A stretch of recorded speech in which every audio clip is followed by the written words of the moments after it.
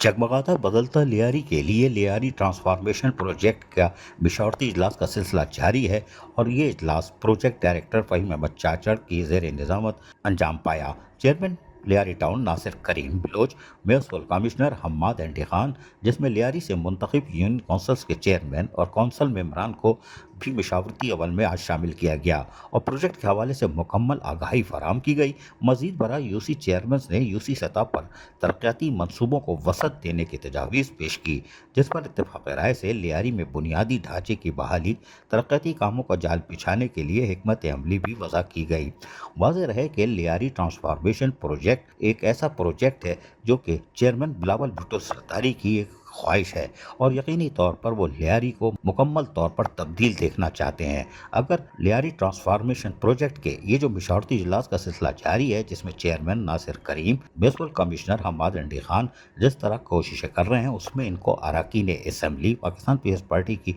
मुकामी क़यादत यानी ज़िले की क़यादत, सिंध की क़यादत का भी पूरा ताउन हासिल है और यकीनी तौर पर मशावरती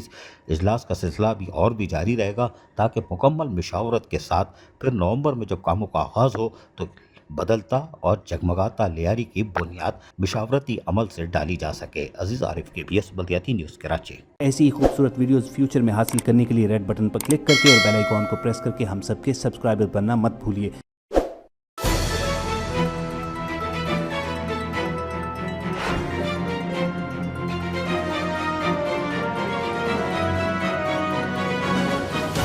KBS बल्दियाती न्यूज़।